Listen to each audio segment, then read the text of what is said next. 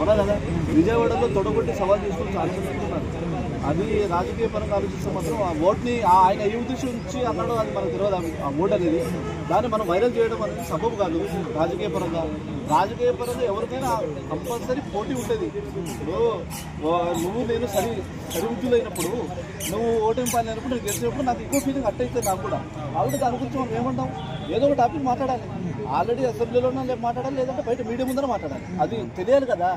ఆ ఈగోని వాళ్ళు బయట పెట్టుకుంటారు అంతే తప్ప ఎవరికి కక్ష ద్వేషాలు ఎవరికి రాజకీయ. అయితే జగన్మోహన్ రెడ్డి గెలిచినప్పుడు 5 సంవత్సరాల పరిపాలనలోనే విపరీతమైన వ్యతిరేకత వచ్చింది ఆయన మీద. సో మరి ఇప్పుడు 30 సంవత్సరాలు నేనే ఉంటాను మాట్లాడినా అసలు నెక్స్ట్ 5 years అని వస్తాడు అనుకుంటున్నారా మీరు? అలా ఇది నిర్ణయించేది నువ్వు నేను కాదు, ప్రజలు నిర్ణయించాలా.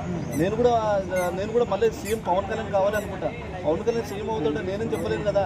అది ప్రజల చేతిలో ఉంది. ప్రజలు చేతిలో ఉంది అంటే ఏ విధంగా ఉంది అది కూడా చెప్తా చూడండి. ప్రజల చేతిలో కూడా నువ్వు చేసే మంచిని బట్టి, నువ్వు చేసే ప్రవర్తనను బట్టి, నీ బిహేవియర్ని బట్టి, నీ అలవాట్లను బట్టి ప్రజలు నిర్ణయిస్తారు తప్పితే నేనే రాజు, నేనే మంత్రిని అంటే ఎవరు ఒప్పుకోరు. అది ఓటు రూపంలో ఒక సామాన్యుడు నిరూపిస్తాడు. అది లాస్ట్ ఎన్నికల్లో జగన్మోహన్ రెడ్డి గారు ఏవైతే పొరపాటు జరిగినాయో, ఏవైతే పొరపాటు దాన్ని సరి చేసుకొని మళ్ళీ రిపీట్ చేసుకోకుండా చేసుకుంటే ఏ రాజకీయ నాయకుడైనా నిలబడగలుగుతాడు. ఇప్పుడు పవన్ కళ్యాణ్ ప్లానింగ్ కానీ ఆయన విజన్ కి అసలు ప్లానింగ్ ని దెబ్బ కొట్టి రేజ్ జగన్మోహన్ రెడ్డి ఉందంటారా? అసలు పవన్ కళ్యాణ్ ప్లానింగ్ ఏంది నాకు అర్థం కాదు. పవన్ కళ్యాణ్ ప్లానింగ్ ఏంది? రాజకీయ పరంగా అనేది ఇది ఒకరొకరు పొడుచుకునే ప్లానింగ్ కాదు. ఇవి ముందు అందరు కలిసి దేశాన్ని బాగు చేస్తే చాలు. దేశాన్ని బాగు చేయండి. నువ్వు పవన్ కళ్యాణ్ రాని వాటెవర్ ఇంకోరు రాని అది కాదు కావాల్సింది. నువ్వు ఏం చేసావు, ప్రజలకు ఏం చేసావు, ఈ 5 yearsలో నీకు ఇచ్చిన ఛాన్స్ని నువ్వు ఎలా వినియోగించుకున్నావు అనేది ప్రజలు చూస్తారు తప్పితే పవన్ కళ్యాణ్ ప్లానింగ్ చేసుకుని పవన్ కళ్యాణ్ కూర్చొని రాత్రంతా ఆలోచించిన రేపు ఏం చేయాలనేది అది క్వశ్చన్ కాదు, ఆ ప్లానింగే కాదు నన్ను అడిగితే. అవునా కదా?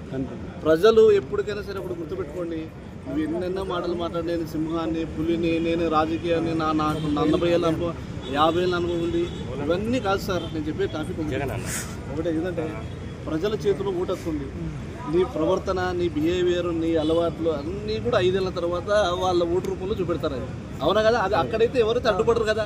నువ్వు నేను ఎవరైనా అడ్డుపడతావు, ఎవరు అడ్డుపడరు కదా. అది ఆయన హక్కు కాబట్టి ఆయన వినియోగించుకుంటాడు.